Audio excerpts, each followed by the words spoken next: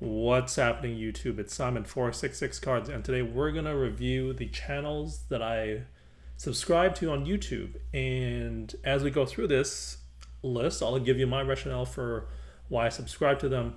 Also, this is a bit of a selfish exercise. If there are channels that I'm not subscribed to after you watch this video, please let me know. I'm always on the lookout for new channels and content to subscribe to about the hobby. So please let me know in the comments below. So you can see here, this is my channel on the screen with my logo.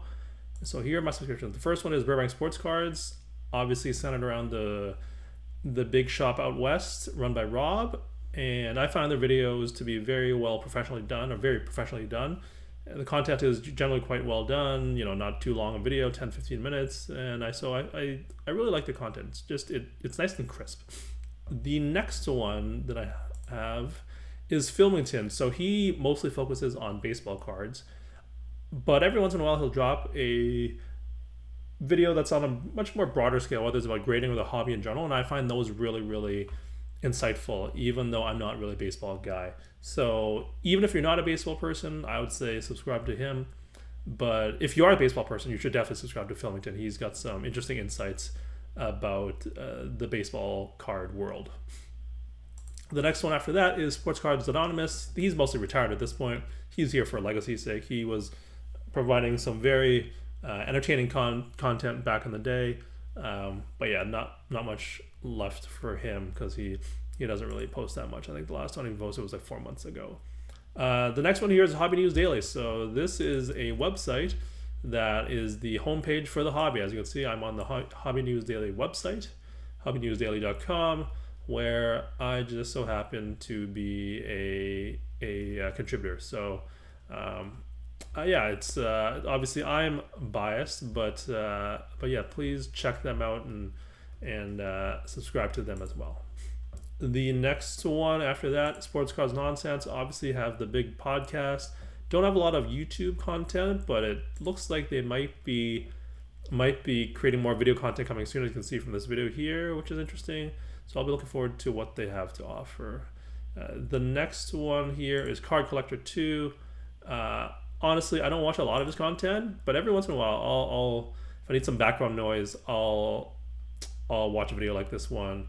I'm much less likely to talk about deals and all that kind of stuff, and I actually see watch his videos and see little nuggets I can pick up from his negotiating style, because he's obviously done it a million times and made a lot of money doing so, and is able to make a business from it. So that's what I look for from his videos. Chasing Cardboard, I'd say the best content by far in terms of production value, storytelling, being more about the hobby.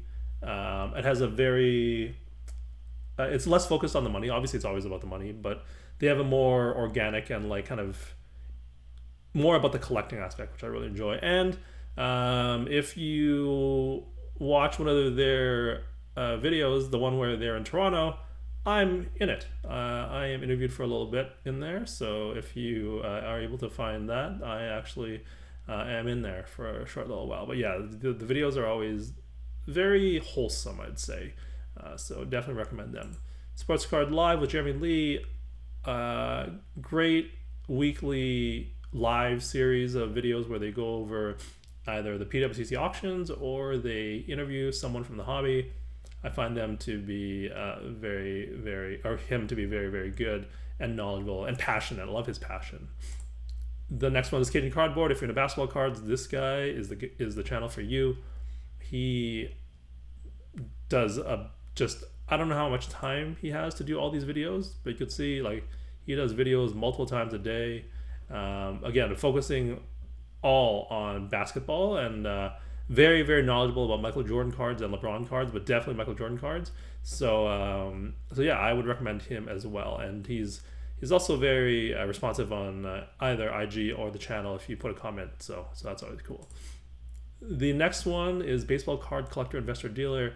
Probably I would say top 3 YouTube content creators in terms of subscribers. He's at 61,000, which is just a crazy amount.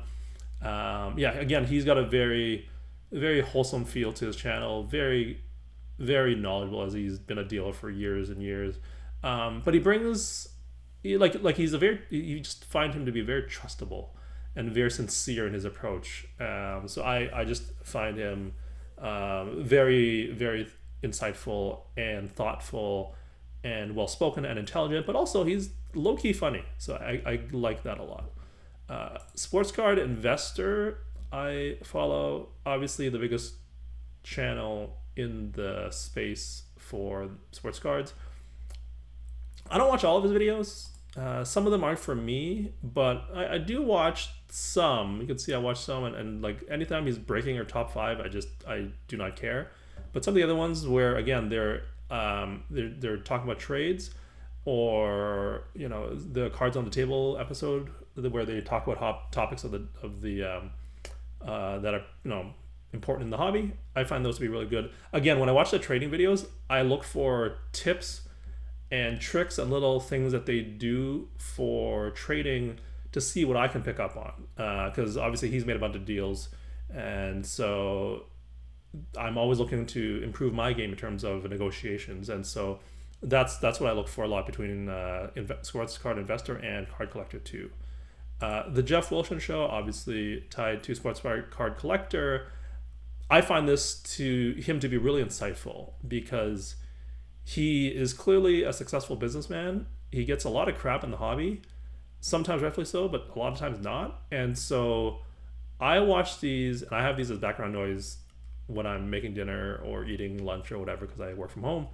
And there's a lot of nuggets and stuff in these videos, if you watch them, where you learn something. And I know it's not in fashion to call Jeff a smart guy or a knowledgeable guy, but he is. And just because you might hurt your ego to say that doesn't make it less true. So it's definitely something that I look forward to watching. And again, it's more thoughtful and insightful takes on this channel, and so I find it really interesting. Sports Card Dad, one of my faves, highly entertaining, gives you the news of the day and his reactions to things happening in the hobby. I find him to be pretty entertaining but also thoughtful. He had a couple of videos earlier, I think this year, where he talked about spending too much in the hobby and how it was kind of taking over his budget and his life, and he had a conversation with his wife. But I found that to be very honest and a breath of fresh air. So I find his content to be quite well done.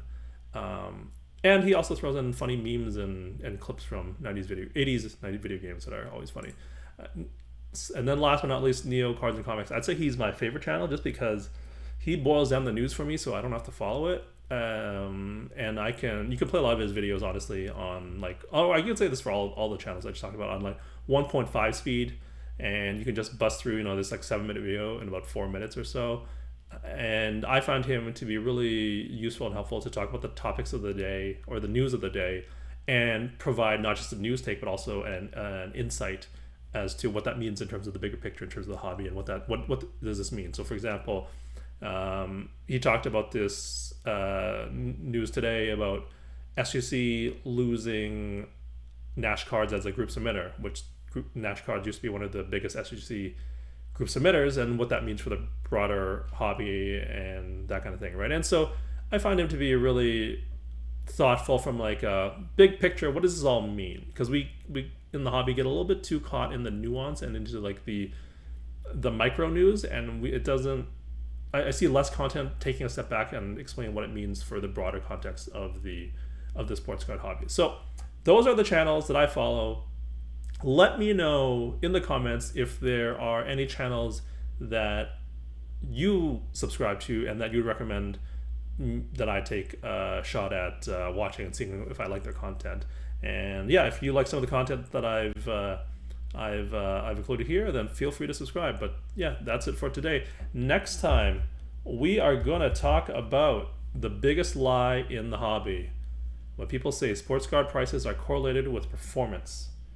And I'm here to tell you that is not at all true, and how I value sports cards. And it's not just about hype. I'll leave it at that. Thank you again for watching and listening. and I will talk to you all next time. Cheers.